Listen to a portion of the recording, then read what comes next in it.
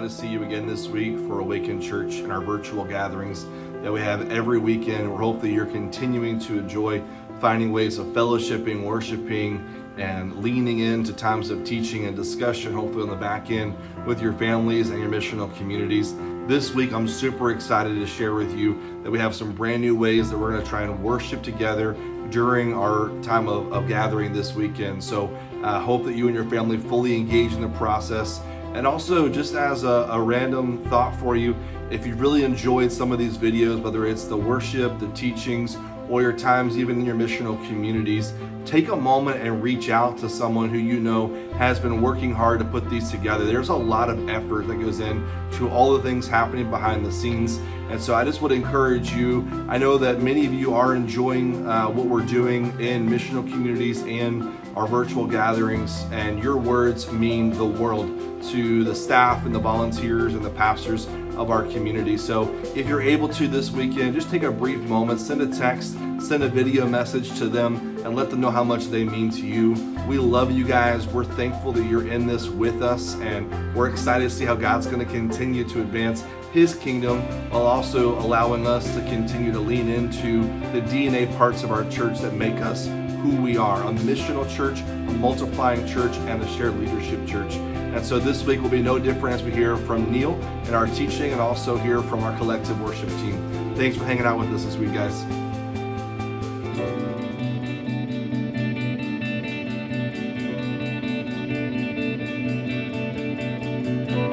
You call me out upon the waters, the great unknown, where feet may fail, and there I find you in the mystery, in oceans deep, my faith will stand.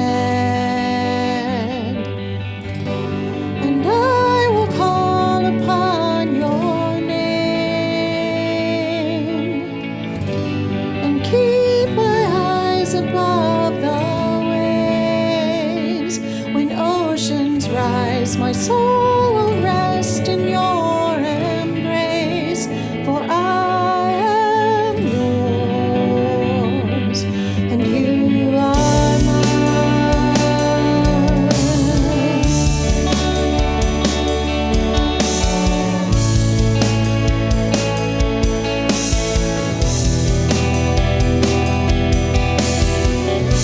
Your grace abounds in deepest water.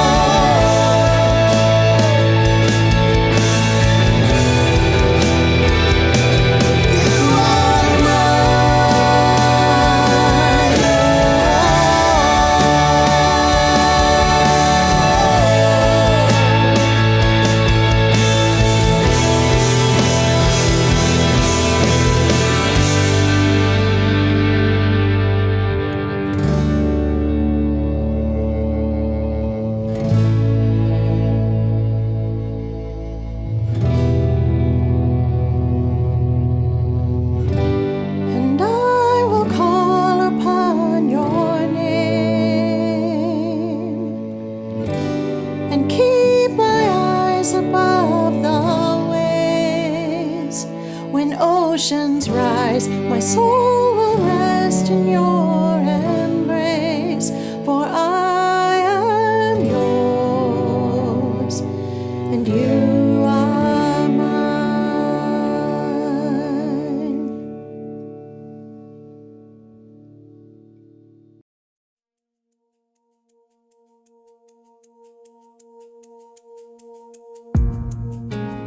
When Pharaoh drew near, the people of Israel lifted up their eyes, and behold, the Egyptians were marching after them, and they feared greatly. And the people of Israel cried out to the Lord. They said to Moses, "Is it because there are no graves in Egypt that you have taken us away to die in the wilderness? What have you done to us in bringing us out of Egypt? Is not this what we said to you in Egypt? Leave us alone that we may serve the Egyptians. For it would have been better for us to serve the Egyptians than to die in the wilderness." And Moses said to the people, "Fear not, stand firm and see the salvation of the Lord, which he will work for you today. For the Egyptians whom you see today, you shall never see again. The Lord will fight for you, and you have only to be silent."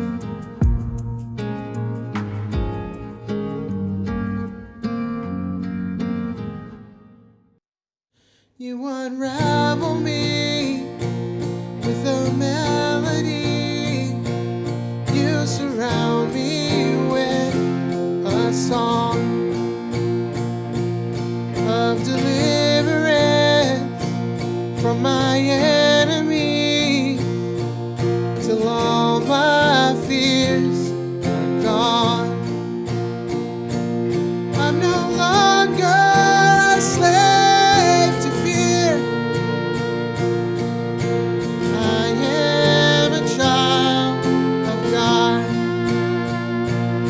I'm no longer a slave to fear. I am a child of God.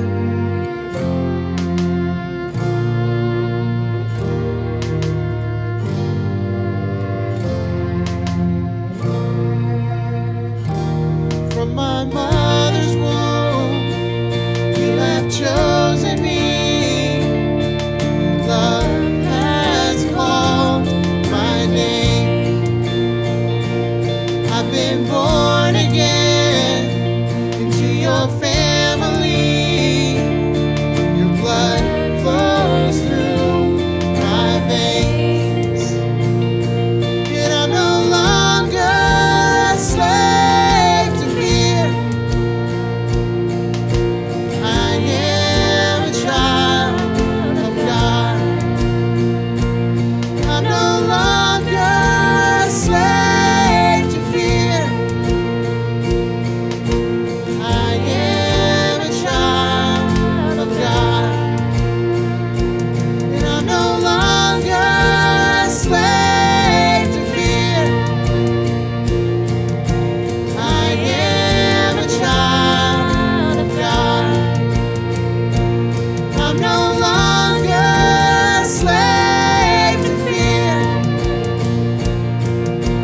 I am a child of God.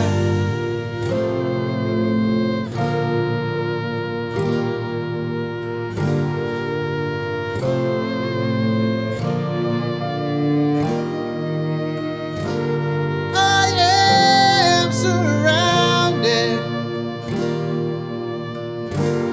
by the arms of the Father.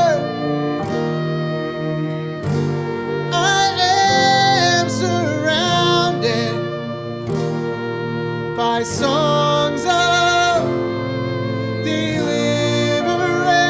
deliverance. We've been liberated from our bondage. We're the sons and the daughters. Let us sing on freedom.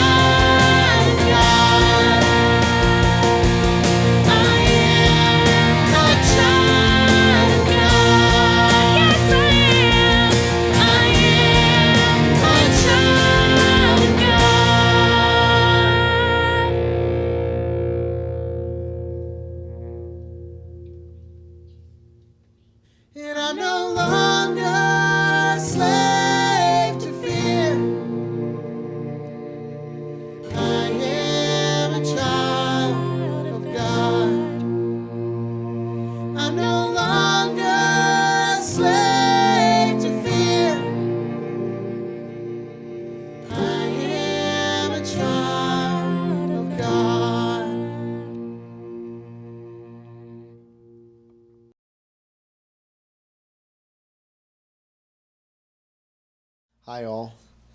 Welcome again. Thank you for joining us for our virtual worship gathering.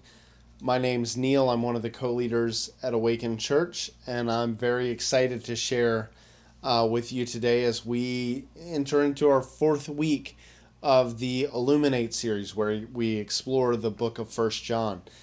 In week 1, Pastor Philip kicked us off by giving an overview of the book, letting us know the two major themes: God is light and God is love. In week 2, Pastor Jeff explored chapter 1, where he explored this theme of God is light and how light gives life and light reveals truth. In week 3, Pastor Steve talked about chapter 2 some when he spoke about being a part of God's family and what it looks like to live into forgiveness and what it looks like to look like one of God's family. And I get to jump into chapter 3. Now we're going to split chapter 3 over the next 2 weeks because it is the pivot point of the book of 1 John, where the themes God is light and God is love, that changes in chapter 3. And so I get to talk about the first part. And actually, we're going to start at the very end of chapter 2 because John picks up this idea once again, like Steve talked about being part of the family of God with this passage about the children of God. He speaks about how we can trust our relationship with God and recognize others in the family. So let's read together. It says, "And now, little children, abide in him, so that when he appears we may have confidence and not shrink from him in shame at his coming. If you know that he is righteous, you may be sure that everyone who practices righteousness has been born of him. See what kind of love the Father has given to us, that we should be called children of God. And so we are. The reason why the world does not know us is that it did not know him."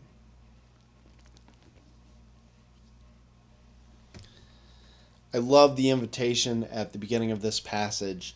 John opens up with this offer to abide or to find stable rest in the Lord. This is both an instruction on how to approach God in confidence and without shame, and it's also an invitation into community with God and with the church. It's important that John opens this way because the first step is belonging. Before John offers any challenges in this book, he always offers an invitation to belong.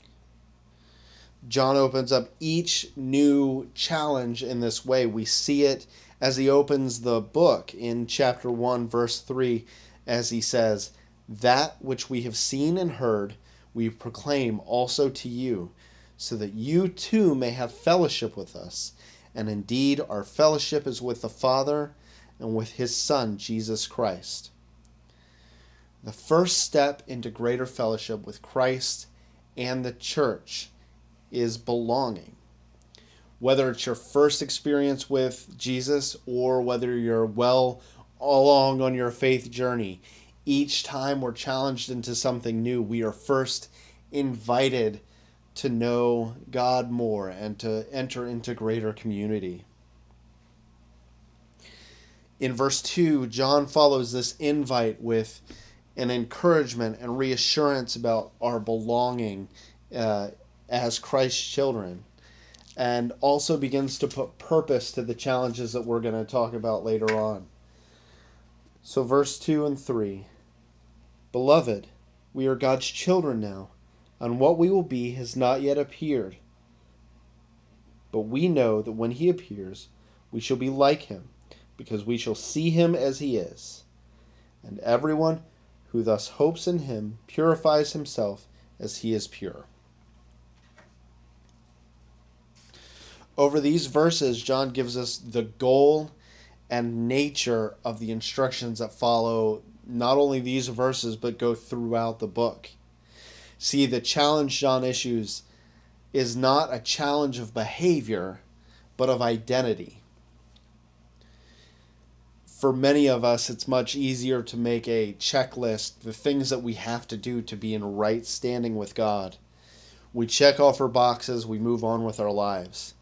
And while making some of these changes are positive, they are good changes to be making, if that is the depth of your faith, you are missing out so much on the fullness that you're invited into.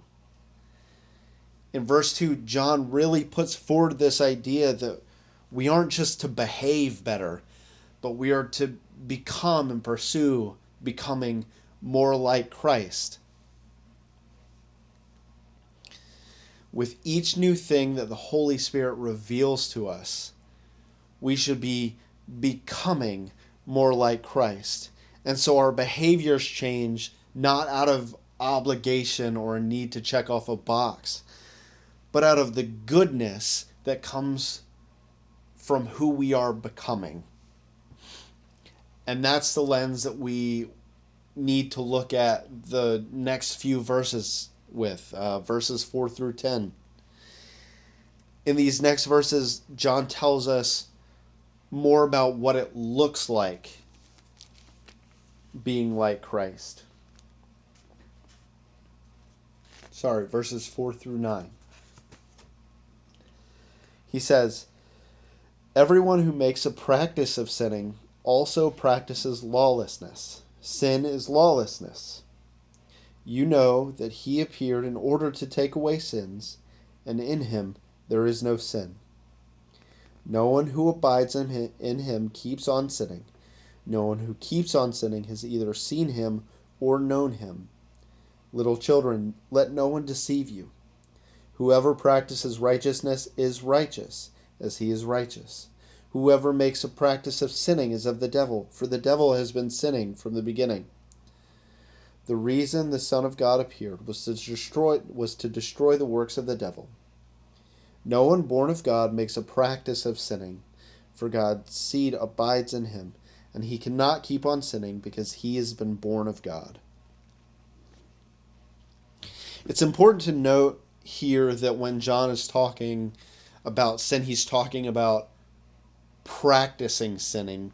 When he's talking about righteousness, he's talking about practicing righteousness. He's talking about the patterns of behavior, because your patterns matter. It's important to develop rule and rhythm around healthy, life-giving practices, because it's never one decision or one event that determines your character or reveals who you are. That applies to both sin and righteousness. It's never one mistake of a good person that reveals them to be terrible. It's never one good thing that a person who is awful makes them suddenly amazing. You will make mistakes along the journey because we're trying to walk in forgiveness. Like, there will be bad decisions, there will be mistakes made along the way. But the point is that the patterns that you follow matter. John knows that each person will sin, and that's why at the beginning of chapter 2 he stresses so hard that Jesus is our advocate. But John was also there when Jesus was challenging the Pharisees in Matthew 21, saying in verse 33, "Either make the tree good and its fruit good, or make the tree bad and its fruit bad, for the tree is known by its fruit." And then again in 35, "The good person out of his good treasure brings forth good, and the evil person out of his evil treasure brings forth evil." Just like you can't determine a person's character based on one bad decision, you also can't judge based on one good decision. It's the practices that we put into place that guide how we care for and love others, how we form relationships with those outside the church, and who we invite into our intimate spaces for counsel and help. That's one of the reasons why we rely so heavily on the pathways at Awaken. We use the 12 areas found in our discipleship pathways to assess if we're practicing righteousness, if we're regularly exercising righteousness. But there's more to righteousness than following rules or meeting laws. I want to read in 1 John 3:10. It says, "By this it is evident who are the children of God and who are the children of the devil. Whoever does not practice righteousness is not of God, nor is the one who does not love his brother." So this is where that transition from God is light to God is love begins, where that theme of the book changes. But it's important to remember that righteousness is not rightness. Verse 10 shows us very clearly that even if you follow all the rules and check all the boxes, a righteousness that does not love and care for people is still empty. A righteousness that is more concerned with being known as correct and putting its own goodness on display is empty. It's displayed so much more clearly now. This thought is displayed so much more clearly now that our lives are much more digital. But it's always been a problem. Whether you're speaking about faith or morality or politics or any topic, the primary goal should be to give life, to bring life to people, not to be right. You don't have to agree with everyone all the time. But if you enter in an argument and your purpose is to be right or to win and not to give life, it doesn't matter how correct you are not righteous. So as we move forward together, I hope we can process and pray over some of these things. I hope you find encouragement in the communities, in your missional communities, as you share these things. And I hope that you can pray and ponder these questions as we move forward. First, are the patterns in my life challenging me into greater community with Christ and others?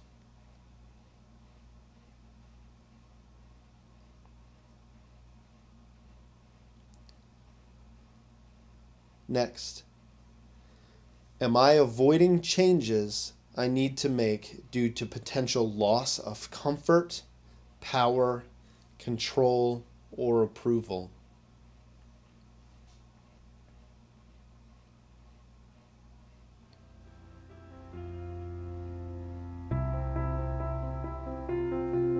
Next, what patterns in my life will I introduce or correct to be able to bring light and love both to myself and others?